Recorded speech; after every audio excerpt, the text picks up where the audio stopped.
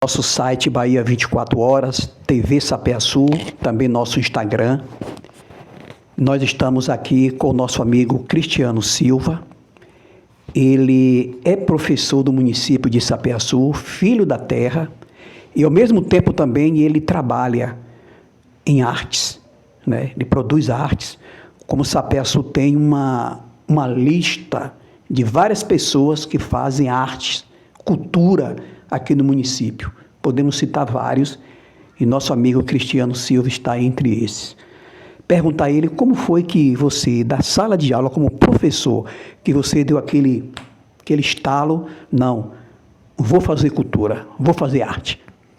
A arte esteve sempre presente na minha vida, né? Desde quando me entendo por gente, eu vejo esse segmento da arte tomando conta de mim. Desde criança eu já observava os trabalhos, os ternos de reis no município. Foi uma das coisas que me chamou a atenção, o presépio, que eu via aquelas ovelhas, a Sagrada Família, o pastorzinho com a ovelha nas costas. Aquilo me chamava a atenção, e as nuances que existiam nas roupas desse complemento no presépio. E ali fui despertando em mim cedo. Eu comecei a pegar o barro, fazer carneiro, galinha da Angola, galo, pato, e tentava também fazer o presépio, não com tanta perfeição como está chegando hoje, porque eu acho que a prática faz você chegar à excelência de um trabalho. Mas começou na infância, e eu acho que na escola a arte me ajuda, porque a arte é um mecanismo que ela aproxima do outro conhecimento que, às vezes, quando você usa uma didática com tantos outros recursos, a criança enfrenta uma certa dificuldade. Quando você lança a mão do mecanismo que é a arte, você suscita nela uma aprendizagem de qualidade. Porque, se você parar para pensar, a arte está em tudo. A matemática, quando você usa a matemática para ensinar uma criança, é o lúdico na sala de aula, e isso vai favorecer a sua disciplina e vai favorecer a sua metodologia e a sua didática no contexto escolar. Isso. Aí, como surgiu a escolha, né, para trabalhar na arte barroca, né? Mexer com... Pega coisas como tecido, como você me explicou quando chegamos aqui, né? E transformar em imagens, em animais que você modela, que você produz. A arte barroca é mais uma observação. Eu venho vendo o artista, as obras de arte de Aleijadinho, que eu sou apaixonado, e tem um artista mineiro, que é Hélio Petras, e o trabalho dele é perfeito. Eu não trabalho com entalhar madeira. É o meu sonho um dia fazer um curso para aprender escultura mesmo, na madeira ou na cerâmica. Também tenho essa vontade de ser um ceramista. Mas o barroco em si, por todos aqueles elementos, a policromia dele, sabe? Usar a folha de ouro, todo aquele processo de construir uma peça. Nos meus não tem essa policromia ou essas folhas de ouro, não uso todos esses elementos, mas eu quero, com todos os elementos que me têm, que são próximos à minha realidade, transformar, e que essa peça possa, a pessoa possa contemplar nela traços do barroco. É uma peça mais contemporânea que eu quebro algumas barreiras, porque ela vem de um processo de sustentabilidade, porque eu aproveito elementos que estão no solo, elementos como papel, livros velhos, papelão, jornal, isopor, aquele isopor de laje que jogam fora. Eu digo que aquilo ali é rico para mim, é um material muito rico, e com aquele material eu consigo esculpir uma carcaça e fazer um preenchimento com saco para dar um volume. E desse processo vai nascendo a peça. Para dar aquela beleza, eu criei uma massa, que eu trabalhei muito com biscuit. Não gosto do biscuit, porque o biscuit ele desidrata e a peça encolhe. Eu queria uma peça que me deixasse o meu material com aquela característica que eu comecei a fazer. Aí meu Deus, que elemento eu vou usar para que essa peça fique com esse tom de uma porcelana, que fique com o rosto bonito, com a mão, com os detalhes de uma mão, as nervuras, perfeita. E o biscuit não ficava e encolhia. O que foi que eu fiz? Eu comecei a usar cimento na peça. E mesmo aí a peça começou a rachar. Eu digo, ai meu Deus, o que é que eu vou fazer? Perguntava para um e para outro, o que é que eu faço? Aí eu comecei a usar rejunte, o rejunte que a gente coloca nos pisos, e foi dando essa aderência, liga, e a massa ficou melhor. É o que eu cubro as peças. Eu acho bonito que no barroco os tecidos, ela tem aquelas nuances, aquelas dobras, aquela coisa perfeita. E eles usam muito o arabesco, as flores, aqueles traços na própria policromia. Só que aí eu digo, como eu vou fazer isso no tecido? Para fazer isso eu precisava entalhar ou esculpir.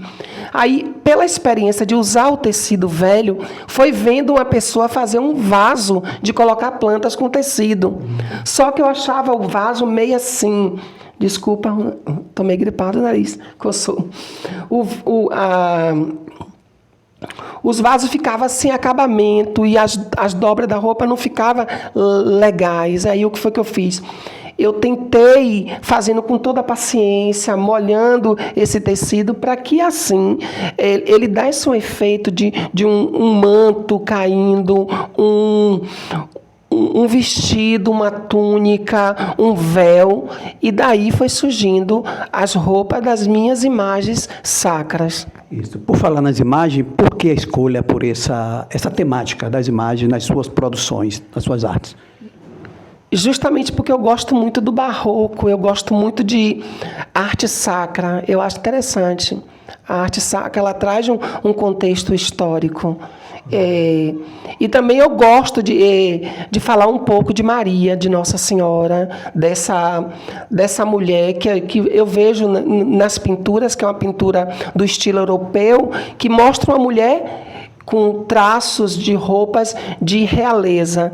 Mas eu gosto de pensar na realidade que ela viveu para trazer o Filho de Deus ao mundo, que é a questão de todo aquele processo, ser escolhida tão jovem para ser a mãe do Filho de Deus e passar por aquelas perseguições e aconteceu aquelas matanças, depois, mas o filho dela, por ser filho o escolhido, não aconteceu com ele, mas por ser perseguido e por ela sofrer as dores de ver um filho passar por aquele processo.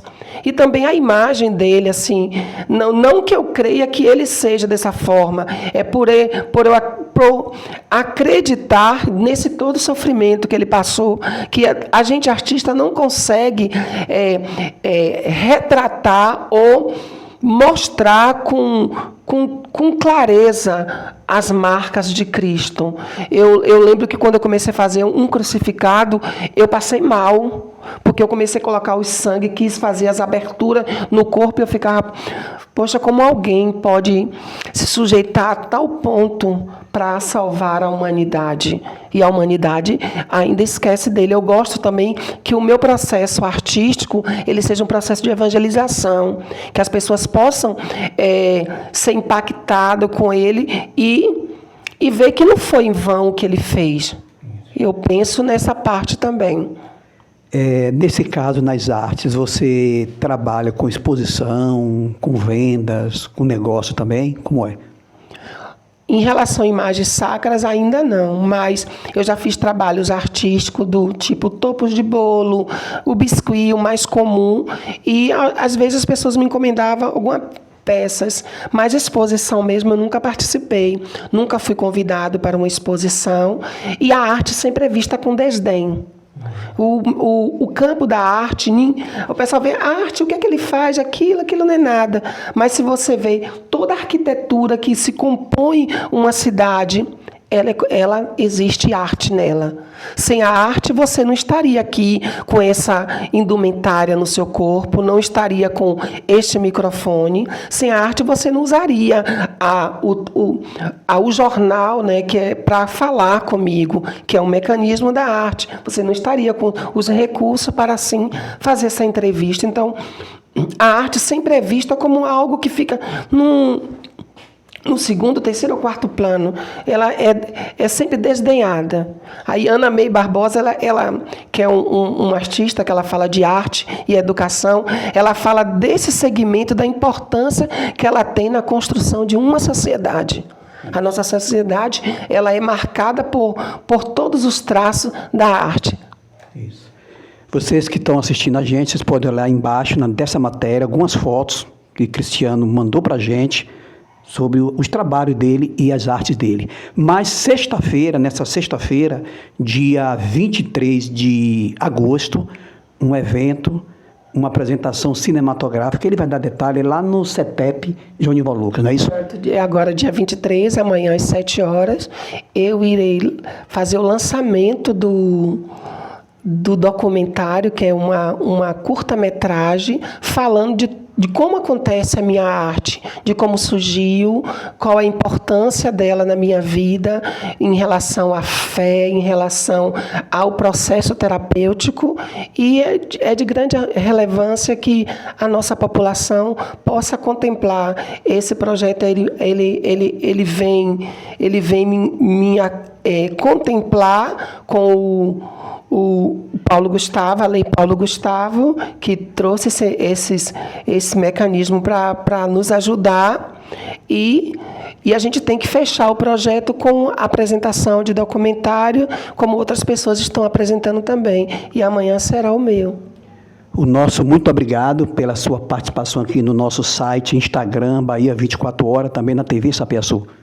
Eu que agradeço, essa oportunidade rica, e agradeço a você, a população, e que você possa continuar com esse trabalho brilhante, que mostrar para a sociedade a importância que tem, principalmente os filhos da terra, que tem essa essência dentro de si e quer mostrar para a sociedade. Eduardo, eu agradeço de coração e que você continue fazendo esse trabalho brilhante pela nossa cidade. O nosso muito obrigado.